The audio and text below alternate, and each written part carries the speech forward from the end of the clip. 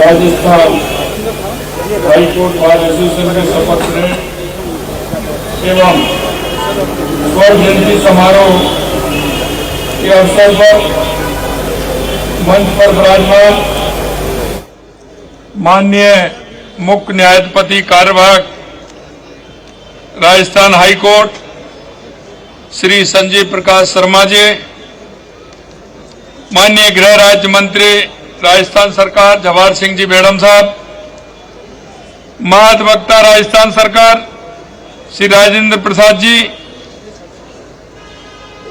अध्यक्ष Rajasthan high court bar association Jaipur नवनियुक्त Shri Rajeev Sogarwal ji, chairman bar counselling of Rajasthan Shri Bhuvnesh Sharma ji, महासचिव Rajasthan high court bar association Deepesh Sharma ji, अध्यक्ष the bar association Jaipur Somesh Sharma ji, अध्यक्ष district bar association Sandeep Sharma ji, पूर्व अध्यक्ष Rajasthan high court bar association Mahendra Sanil ji, पूर्व महासचिव राजस्थान हाईकोर्ट श्री रमित पारिक जी और मेरे सामने बैठे न्यायाधिपति अनिल उपमन जी, मनीष शर्मा जी, रवि चिरानिया जी, गणेश राम मीणा जी, अशोक कुमार जैन जी, संदीप तनेजा जी, आनंद शर्मा जी, अनुरूप सिंघवी जी और इस कार्यक्रम में सभी मेरे विद्वान अधिवक्तागण और सभी मेरे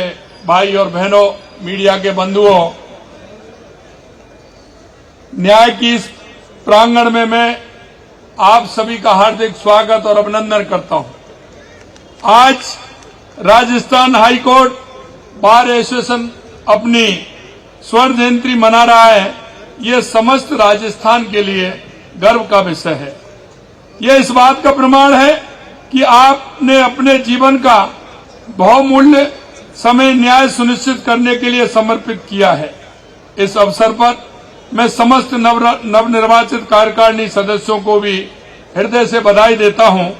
आपने जो दायित्व स्वीकार किया है वह अत्यंत गौरवशाली है। 3500 से अधिक अधिवक्ताओं की यह सभा स्वयं में इस संस्था की शक्ति और एकता का प्रमाण है। 50 वर्ष यह केवल एक संख्या नहीं है, यह 5 दशकों की तपस्या है, संघर्ष है, समर्पण है और अनगिनत सफलताओं की गाथा है। इन 50 वर्षों में इस संस्था ने अनेक कीर्तिमान स्थापित किए हैं। अनगिनत अधिवक्ताओं ने यहां से अपनी यात्रा प्रारंभ कर न्याय जगत में अपना विशिष्ट स्थान बनाया। आज हम उन सभी पूर्ववर्ती पदाधिकारियों सदस्यों को नमन करते हैं जिन्होंने इस संस्था की नींव रखी और इसे यहां तक पहुंचाया है। यह स्वर्ण जयंती हमें प्रेरणा देती है कि अगले 50 वर्षों में हम और अधिक ऊंचाइयों को छुएंगे। भारत के स्वतंत्रता संग्राम का इतिहास उठाकर देखें तो आप पाएंगे कि इसकी अगुवाई अधिवक्ताओं ने ही की थी। राष्ट्रपिता महात्मा गांधी, लौह पुरुष सरदार वल्लभ भाई पटेल, डॉक्टर भीमराव अम्बेडकर, ये सभी महान विभूतियां विधि क्षेत्र से ही आए। हमारे संविधान का निर्माण इन्हीं विधि वेत्ताओं की दूरदर्शी परिणाम जो आज भी विश्व का सबसे विस्तृत और जीवंत संविधान है। अधिवक्ता केवल वकालत नहीं करते, वे समाज की आत्मा की आवाज बनते हैं। वे शोषित की पुकार सुनते हैं और उसे न्याय दिलाते हैं। आप सभी संविधान के संरक्षक हैं। आप सभी इस न्याय व्यवस्था की संपूर्ण महत्वपूर्ण कड़ी हैं। आपके सहयोग के बिना न्याय की कल्पना संभव नहीं है। आप मौलिक अधिकारों के रक्षक हैं और लोकतंत्र के प्रहरी हैं। आपकी तर्क शक्ति, आपका ज्ञान, आपकी प्रतिबद्धता ही न्याय का आधार है। हर लोकतांत्रिक व्यवस्था तभी सशक्त बनती है जब वह जनमानस का भरोसा हासिल करती है। जनता की यही आस्था और विश्वसनीयता हमारे न्यायिक व्यवस्था की सबसे बड़ी ताकत है। यह हम सभी का साझा दायित्व है कि किसी भी हालत में आम जनता का ये भरोसा न सिर्फ कायम रहे बल्कि और भी गहरा हो। प्रधानमंत्री श्री नरेंद्र मोदी जी के नेतृत्व में देश में सबका साथ, सबका विकास, सबका विश्वास और सबका प्रयास के मंत्र से हम आगे बढ़ रहे हैं। राजस्थान सरकार का स्पष्ट मानना है कि बिना त्वरित न्याय के विकास अधूरा है, न्याय में देरी न्याय से इनकार के समान है।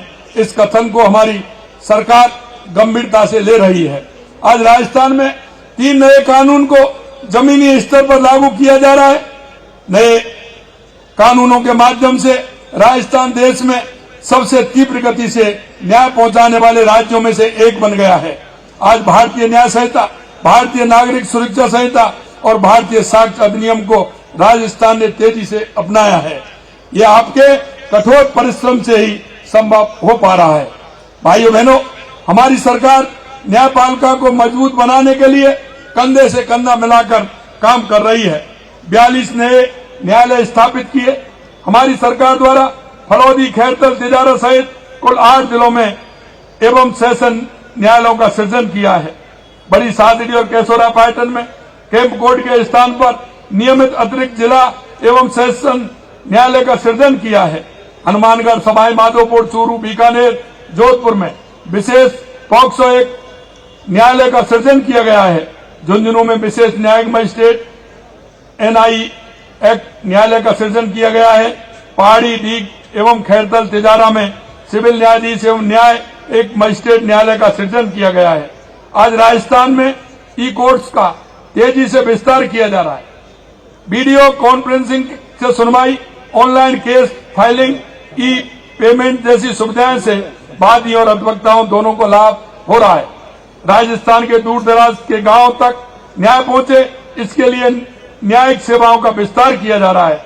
लंबित मामलों के त्वरित निपटारा हेतु फास्ट ट्रैक कोर्ट एवं विशेष अदालतों की संख्या बढ़ाई जा रही है। राजस्थान के अंतिम व्यक्ति तक न्याय पहुंचे, ये हमारी सरकार की प्राथमिकता है और ये आपके सहयोग से ही संभव हो सकता है। लोक अदालतों का व्यापक विस्तार किया जा रहा है, जहां आम नागरिक को शीघ्र और निःशुल्क न्याय मिल सके। विविध सेवा प्राधिकरण के माध्यम से निर्धन वादियों को निःशुल्क कानूनी सहायता उपलब्ध कराई जा रही है। भाई और बहनों, मैं आपसे अंत में इतना कहना चाहता हूं कि सरकार और न्यायपालिका दोनों मिलकर के काम करते हैं। दोनों का काम है कि जो व्यक्ति अंतिम पंक्ति में बैठा है उसको न्याय की आवश्यकता है, उसके काम की आवश्यकता है, सरकार की योजनाओं की आवश्यकता है, उसको हम नीचे तक पहुंचाने का काम करें। मैं आपसे ये भी कहना चाहता हूं कि जो हमारे अधिवक्तागण हैं, आप वो श्रेणी है जो देश के अंदर, प्रदेश के अंदर लोग आपकी मान्यता करते हैं, लोग जनता आप पर भरोसा करती है और जनता में आपका भरोसा है, क्योंकि जनता आप पर विश्वास करती है। इसलिए मैं आपसे कहना चाहता हूं, आप वो लोग हैं जो आपकी जो श्रेणी है उस पर जनता विश्वास के साथ साथ आप जो कहते हैं उस पर वो विश्वास करते हैं, क्योंकि आपका कहा हुआ एक वाक्य उसके लिए उसके जीवन में बहुत महत्वपूर्ण होता है। मैं अधिवक्ता बंधुओं से निवेदन करना चाहता हूं कि कभी कभी इस तरह की बातें होती हैं कि कभी हमको जो सोचना चाहिए वो जनता हमसे प्रेरणा लेती है। हम क्या कर रहे हैं, हमारी चाल को, हमारी ढाल को, हमारे वाक्य को पूरी जनता देखती है। इसलिए मैं आपसे आग्रह करना चाहता हूं, आप सिर्फ अधिवक्ता नहीं है, इस देश के वो नागरिक हैं जो आपको अन्य नागरिक देख करके आपसे शिक्षा लेते हैं और अपने जीवन को आगे बढ़ाते हैं। इसलिए बंधुओं, मैं इतना कहना चाहता हूं कि चाहे हमारे न्यायपालिका हो, चाहे हमारी सरकार हो, दोनों के महत्व की कड़ी आप हैं। आप उन लोगों के परिवार को, उन लोगों के आने वाली पीढ़ी को आप बचा सकते हैं, आप उनको एक दिशा दे सकते हैं, आप वो दिशा देने वाले व्यक्ति हो। इसलिए मैं आपसे इतना ही निवेदन करूंगा कि हमारी राजस्थान की सरकार आपके हितों को ध्यान में रखते हुए, क्यों कि आपके अगर हितों का ध्यान नहीं होगा तो न्याय ठीक प्रकार से नहीं हो पाएगा। हम चाहते हैं कि हमारे न्यायाधिपति हों, हमारे अधिवक्ता हों, उनकी जो आवश्यकता है सरकार हमारी उनको पूरा करे, और उनकी आवश्यकता वो होती है जो न्याय के लिए त्वरित देना होता है। इसलिए मैं आपसे कहना चाहता हूं, मैंने हमारे एजी साहब से, मैंने हमारे न्यायमूर्ति श्री संजीव जी से इस बारे में मैंने चर्चा भी की थी और मैंने पहले भी की थी। और हम चाहते हैं, क्योंकि अगर हमारी व्यवस्था ठीक प्रकार से नहीं होंगी तो हम उस व्यक्ति को न्याय नहीं दे पाएंगे। आज मैं देखता हूं हाई कोर्ट की स्थिति क्या है, इसमें कितना रजिस्ट्रेशन है, बैठने की व्यवस्था क्या है, हमारे स्टाफ और वो बैठ नहीं पाता है। मैं आपसे कहना चाहता हूं, लेकिन क्या है कि वो बात आपसे नहीं कह पाते हैं, क्योंकि जब बात आती है कि हम इसको कहीं बाहर ले जाएं तो आपके अधिवक्ता उस पर खड़े हो जाते हैं, क्योंकि उन्होंने घर नजदीक में बना लिया। अरे भाई, आपके बाद भी तो घर बनाने वाले हैं, आपके बाद भी तो घर बनाने वाले हैं, उनका भी देख लीजिए। मैं आपसे कहना चाहता हूं, मैं कई स्थान मैंने दिखाए और आगे भी मैं दिखा दूंगा कि जहां आपके हाईकोर्ट की आवश्यकता है, और आज के बीच में आप में कह करके जा रहा हूं, आप सभी स्थान बता दीजिए, बनाने की गारंटी हमारी सरकार की। लेकिन ये आपको करना पड़ेगा। कहीं ना कहीं हम कहते हैं, हमारे गुरुजी ने हमको पढ़ाया और आपने भी पढ़ा होगा, और आप भी आने वाली पीढ़ी को बताते हैं। वो क्या कहते हैं? परिवार की सुविधा अगर व्यक्ति का काम है और परिवार का भला है तो व्यक्ति का काम त्याग देना चाहिए कि नहीं त्याग देना चाहिए? आपने देखा है कि अगर परिवार का भला है और गांव का भला है तो परिवार का भला त्याग देना चाहिए गांव के लिए, और गांव का भला है और तहसील का भला है तो गांव के भले को त्याग देना चाहिए तहसील के लिए। अरे मेरे अधिवक्ता बंधुओं, मैं आपसे यही कहना चाहता हूं, आप उन आने वाली पीढ़ी को देखिए, आने वाले उन अधिवक्ताओं को देखिए।